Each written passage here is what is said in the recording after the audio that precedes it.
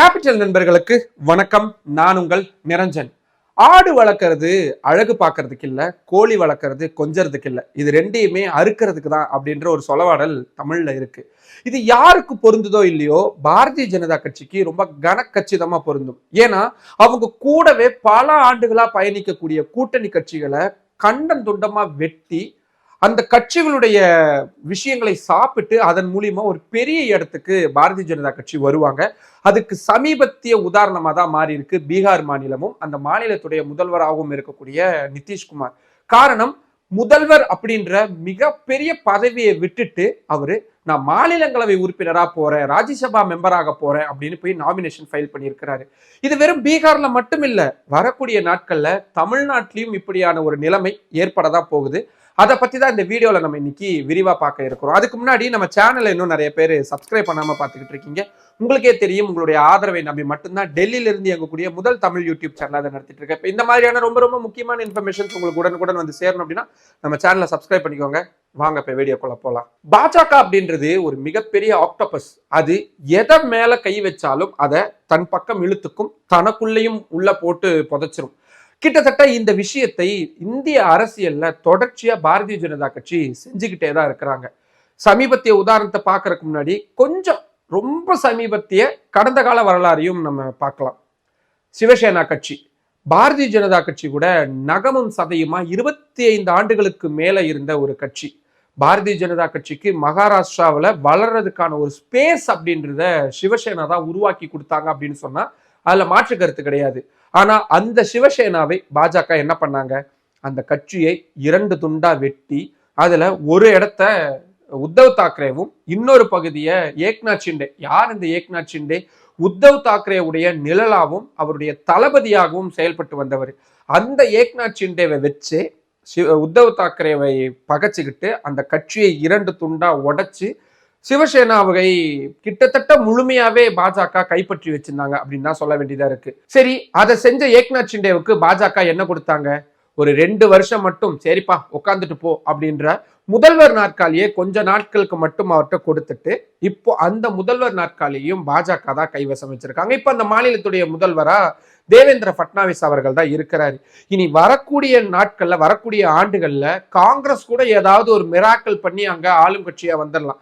ஆனா சிவசேனா இனி எக்காலத்திலையும் அந்த மாநிலத்துடைய ஆளும் கட்சியா முதல்வரா வரவே முடியாது அப்படின்ற சூழல் தான் உருவாயிருக்கு. ஏன்னா ஏற்கனவே பலமா இருந்த ஒரு கட்சியை 2 துண்டா உடைச்சாச்சு. எப்படி அந்த பலம் இருக்கும்? 2 பகுதியா பிரிஞ்சு போயிடும். அப்கோர்ஸ் அதுதான் நடந்துகிட்டு இருக்கு. அதே மகாராஷ்டிரா மாநிலத்துல தேசியவாத காங்கிரஸ் கட்சியை அதே மாதிரி அந்த கட்சியுடைய மூத்த தலைவராக இருந்த அஜித் பவாரை வச்சு உடைச்சி எடுத்துட்டு வந்து அவருக்கும் துணை முதல்வர் கொடுத்து இப்ப பாவம் அவரும் அநியாயமா உயிரிழந்துட்டாரு. அவர் இப்போ உலகத்திலேயே இல்லை. இப்போ அந்த கட்சியும் சிதறுண்டு தான் கிடக்குது. ஒரு வலுவான ஒரு நிலையை நோக்கி அந்த கட்சி போகிறதுக்கான வாய்ப்புகள் ரொம்ப ரொம்ப குறைவா இருக்கு அப்படின்றத கண்கூடா பார்க்க முடியுது. சரி, வெறும் இது மகாராஷ்டிரா மாநிலத்தில் மட்டும்தானா? அப்படியே கொஞ்சம் ஃபிளைட் எடுத்து மேல போனோம்னா பஞ்சாப் மாநிலம், அங்க சிரோன்மணி அகாலிதளம் எப்படி சிவசேனாவோ அதே மாதிரி பஞ்சாப் மாநிலத்துல சிரோன்மணி அகாலிதளமும் பாஜகவும் அப்படியான ஒரு உறவுல இருந்தவங்க. கிட்டத்தட்ட கணவன் மனைவி உறவுன்னு தான் அதை சொல்லுவாங்கன்னு வச்சுக்கோங்களேன். அப்படிப்பட்ட சிரோன்மணி அகாலிதள கட்சியும் கிட்டத்தட்ட ஒண்ணுமில்லாம ஆக்கி இன்னைக்கு பஞ்சாப் மாநிலத்துல காங்கிரஸ் வர்சஸ் சிரோன்மணி அகாலிதளம் அப்படின்ற இடத்த மாத்தி ஆம் ஆத்மி வர்சஸ் பிஜேபி அப்படின்ற ஒரு இடத்துக்கு கொண்டு போய் வச்சிருக்கிறாங்க. அப்படின்னா அதுக்கு முழுக்க முழுக்க சிரோன்மணி அகாலிதளத்துடைய உதவியும் கடந்த காலங்களில் அவங்க கிட்ட இருந்து வாங்கின சக்தியும் இன்னைக்கு பயன்படுத்தி அந்த இடத்துக்கு போயிருக்காங்க. அப்கோர்ஸ் பஞ்சாப் மாநிலத்துல பாரதிய ஜனதா கட்சி ஆட்சியை பிடிக்க போகக்கூடிய காலம் ரொம்ப வெகு தொலைவில் இல்லை அப்படின்றத நம்ம உறுதியா சொல்ல முடியும். ஏன்னா அங்க பிரதான கட்சியா இருந்த காங்கிரஸ் கட்சியுடைய பெரும்பாலான தலைவர்கள் பாஜகவில் தான் சேர்ந்திருக்கிறாங்க. ஸோ பாஜக அங்க அந்த அளவுக்கு வளர்ந்துட்டு போறாங்க. அப்படியே மேற்கு வங்க மாநிலத்துக்கு போவோம். மேற்கு வங்க மாநிலத்துல முகுல் ராய் அப்படின்ற ஒருத்தர் இருந்தார். இப்ப கூட சமீபத்தில் இறந்து போனார். அவரு தான் திரிணாமுல் காங்கிரஸ் கட்சியுடைய ஒரு முகமாகவும் மம்தா பானர்ஜியுடைய போர்வாளாகவும் இருந்தார். அவரை பாஜக அவங்க பக்கம் கொண்டு வந்திருந்தாங்க. அவரை வச்சு என்னென்னமோ ட்ரை பண்ணி பார்த்தாங்க. ஆனா ஒன்றும் நடக்கலைன்றதுனால அவரை கழட்டி விட்டுட்டாங்க. அவரு போய் மீண்டும் திரிணாமுல் காங்கிரஸ் கட்சியிலே சேர்ந்தாரு. அதுக்கப்புறமா மம்தா பானர்ஜி அவருக்கு பெரிய அளவிலான பொறுப்புகள்லாம் எதையும் கொடுக்காம அப்படியே அவர் இருந்தார். இப்போ அவரு தவறியும் போயிட்டாரு. இப்போ அதே மாதிரிதான் அதே மம்தா பானர்ஜியுடைய இன்னொரு போர்வாளாகவும் இன்னொரு தளபதியாகவும் அறியப்பட்ட சுவேந்திர அதிகாரியை பாஜக அவங்க பக்கம் கொண்டு வந்து இன்னைக்கு திரிணாமுல் காங்கிரஸ் கட்சிக்கு எதிரான ஒரு அரசியலை செஞ்சுக்கிட்டு இருக்காங்க. பாஜகவுடைய தலைவர்களை ஒரு பெரிய லீடரா கொண்டு வந்து ஒரு அரசியல் பண்றாங்கன்னா அது ஒரு ஏதோ ஒரு வகையில் ஏற்றுக்கொள்ளக்கூடியதுன்னு வச்சுக்கலாமே. ஆனா ஒரு கட்சியில் இருக்கக்கூடிய ஒரு தலைவரை தங்கள் பக்கம் ஏதோ ஒரு காரணத்தை சொல்லி கொண்டு வந்து அது அரசியல் படுத்துறாங்கன்னா என்ன கொள்கை இருக்குன்னு எனக்கு இது புரியல. சரி, ஓகே. இப்போ கிட்டத்தட்ட அங்கேயும் அதே மாதிரியான நிலைமை தான் போய்கிட்டு இருக்கு. இப்போ அப்படியே மேற்கு வங்க மாநிலத்தை ஒட்டி இருக்கக்கூடிய பீகார் மாநிலத்துக்கு தான் இந்த ஒட்டுமொத்த அரசியலும் திரும்பி இருக்கு. ஏன்னா அந்த மாநிலத்துடைய முதல்வராக இருக்கக்கூடிய நிதிஷ்குமார் அவர்கள் ஒரு அதிரடியான நடவடிக்கை எடுத்திருக்கிறாரு. என்னன்னு, எனக்கு முதல்வராக இருந்து சலிச்சு போச்சுங்க, நான் இனி முதல்வராக இருக்க போறதில்லை, நான் அப்படின்னு நான் சொல்லும் பொழுது நீங்க என்ன நினைக்கிறீங்க? சரி, ஓய்வு பெற போறாரு அப்படின்னு உங்களுக்கு தோணும். அதுதான் கிடையாது. அவரு ராஜ்யசபாவுக்கு நான் போறேன், நான் மாநிலங்களவை உறுப்பினராக போறேன் அப்படின்னு சொல்லி நாமினேஷனும் ஃபைல் பண்ணியிருக்காரு. அந்த நாமினேஷனுக்கு கூட பாஜகவுடைய தேசிய தலைவரான நிதின் நபீன், அதே மாதிரி மத்திய உள்துறை அமைச்சரான அமித்ஷா எல்லாரும் உடன் போய் இருந்திருக்கிறாங்க. உங்களுக்கு ஒரு கேள்வி எழும், ஏங்க முதல்வர் பதவி பெருசா மாநிலங்களவை உறுப்பினர் பதவி பெருசா? அப்கோர்ஸ் முதல்வர் அப்படின்ற பதவி தான் ரொம்ப ரொம்ப பெருசு. ஏன்னா அதுதான் அதிகார மையத்துடைய உச்சபட்சமா இருக்கக்கூடிய இடமா இருக்கு. ஆனா அதை விட்டுட்டு நிதிஷ்குமார் இப்போ மாநிலங்களவைக்கு வராரு. சரி, பாஜக அவருக்கு என்ன பண்ணுவாங்க?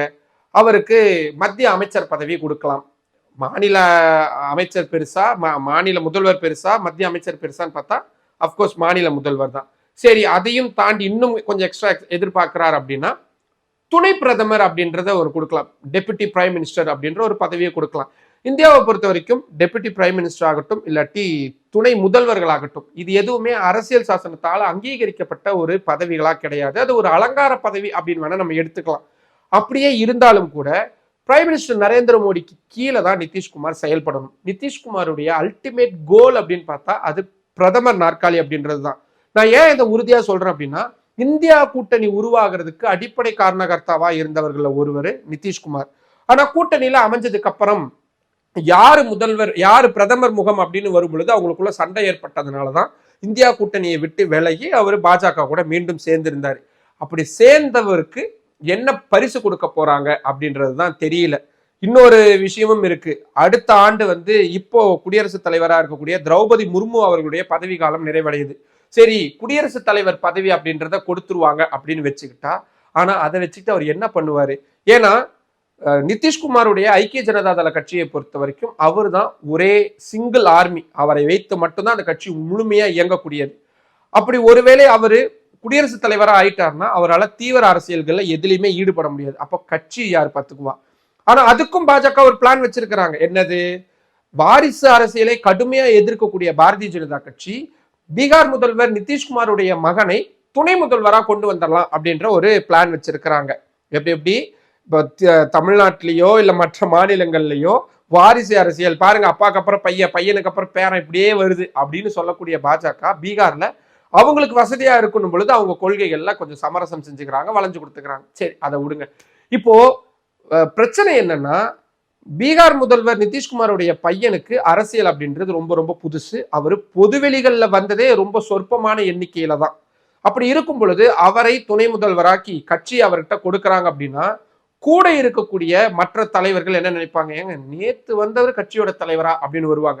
அப்படியே அவங்களை நினைக்கலன்னாலும் கூட நிச்சயமா பாஜகவே கூட இருந்து அதை செய்வாங்க. ஏங்க அது எப்படிங்க அதை செய்வாங்க? அதெல்லாம் செய்ய மாட்டாங்க, கொஞ்சம் டீசென்டானவங்க பாஜக அப்படின்னு உங்களுக்கு தோணலாம். ஆனா அதுவும் கிடையாது. அதுக்கும் என்கிட்ட ஒரு உதாரணம் இருக்கு. சில ஆண்டுகளுக்கு முன்னாடி அஸ்ஸாம் மாநிலத்துல நிதிஷ்குமாருடைய கட்சியை சேர்ந்த ஐக்கிய ஜனதா தள கட்சியை சேர்ந்த 6 சட்டமன்ற உறுப்பினர்கள் அந்த மாநிலத்துல இருந்தாங்க.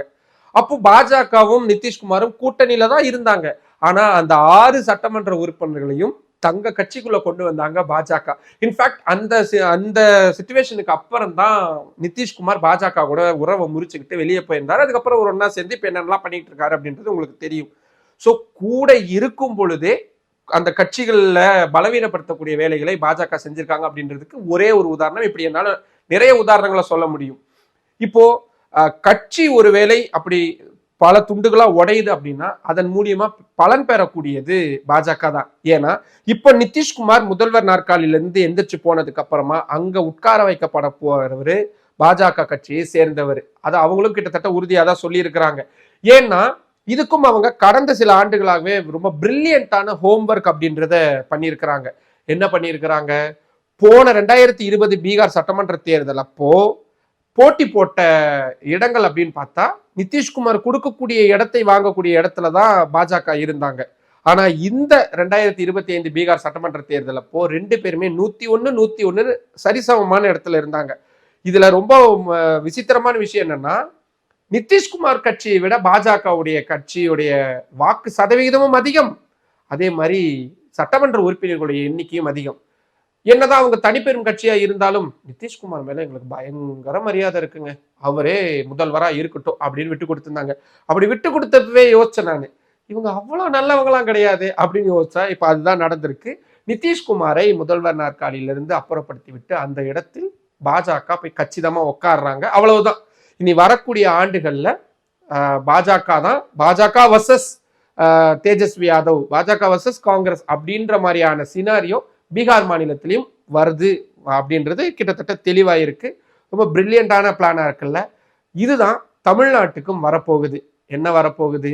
ஆக்சுவலா அதை பத்தி இன்னும் டீட்டெயில்டா நம்ம பேச வேண்டியதா இருக்கு. இந்த ஒரு வீடியோல நம்ம அத்தனையும் பேசிட்டோம்னா உங்களுக்கும் ரொம்ப போர் அடிக்கிற மாதிரி இருக்கும். இப்ப நான் இவ்வளவு நேரம் நிறைய விஷயங்கள் சொல்லியிருக்கேன்ல, ஒப்பீடு அளவுல நிறைய விஷயங்கள் சொல்லியிருக்கேன்ல, இது எல்லாமே உங்களுக்கு சரின்னு தோணுச்சு அப்படின்னா நீங்க கமெண்ட் பாக்ஸ்ல சொல்லுங்க. அதிமுகவுக்கு என்ன மாதிரியான பின்னடைவுகள் இதனால ஏற்படும், பாஜக அதிமுகவை என்ன செய்ய காத்திருக்கிறார்கள் அப்படின்றத கடந்த கால பாஜகவுடைய செயல்பாடுகளை வச்சு நம்மளால ஓரளவுக்கு உறுதியா சொல்ல முடியும். அதை பத்தின விஷயங்கள் உங்களுக்கு தெரிஞ்சுக்கணும் அப்படின்னா கீழே கமெண்ட் பாக்ஸ்ல சொல்லுங்க. இல்ல இதோட 2வது பார்ட் 2 வீடியோ மாதிரி போடுங்க, நாங்க அதுக்கும் ஆவலா காத்திருக்கிறோம்னு நீங்க சொல்லுங்க. நிச்சயமா அது சம்பந்தமான வீடியோக்களை தனித்தனியா அடுத்தடுத்த வீடியோவாகவும் நம்ம போடலாம். இப்போ பீகார் மாநிலத்தை வைத்து மட்டும் நான் நிறைய விஷயம் சொல்லியிருக்கிறேன். இது எல்லாம் உங்களுக்கு எதை சுட்டி காட்டுது? உங்களுக்கு இல்ல பாஜக அரசியலுக்காக இதெல்லாம் பண்றது நியாயம் தாங்க அப்படின்னு உங்களுக்கு தோணுதா? என்னதான் இருந்தாலும் கூட இருக்கக்கூடியவங்க முதுகிலேயே இப்படி குத்துறது தப்புன்னு உங்களுக்கு தோணுதா? உங்களுக்கு எது தோணுனாலும் கீழே கமெண்ட் பாக்ஸ்ல சொல்லுங்க. நீங்க எந்த அளவுக்கு கமெண்ட்ஸ் சொல்றீங்களோ அதை வைத்துதான் அதிமுகவுக்கும் எடப்பாடி பழனிசாமிக்கும் அடுத்தடுத்து என்ன நடக்க போகுது அப்படின்றத நம்மளால முழுமையா தெரிஞ்சுக்க முடியும். ஸோ அதுக்கான வீடியோவும் தயாராகணும் அப்படின்னா உங்களுடைய ஆதரவை அதிக அளவில் தாருங்கள். நிறைய கமெண்ட் சொல்லுங்க, நானும் காத்துக்கிட்டு இருக்கிறேன். மற்றும் ஒரு வீடியோவில் சந்திக்கலாம். நன்றி. நம்மளோட த கேபிட்டல் சேனல்ல இன்னும் நிறைய பேர் சப்ஸ்கிரைப் பண்ணாம பார்த்துக்கிட்டு இருக்கீங்க. உங்களுக்கே தெரியும், உங்களுடைய ஆதரவை நம்பி மட்டும்தான் டெல்லியில இருந்து இயங்கக்கூடிய முதல் தமிழ் யூடியூப் சேனல் அதை நடத்திட்டு இருக்கேன். இப்போ இந்த மாதிரியான ரொம்ப ரொம்ப முக்கியமான இன்ஃபர்மேஷன்ஸ் உங்களுக்கு உடனுக்குடன் வந்து சேரணும் அப்படின்னா நம்ம சேனலை சப்ஸ்கிரைப் பண்ணிக்கோங்க. நம்ம வீடியோஸை நிறைய பேர் கொண்டு போய் சேருங்க, லைக் பண்ணுங்க, கமெண்ட் பண்ணுங்க. உங்களுடைய ஆதரவை அதிக அளவில் தாருங்கள். நன்றி.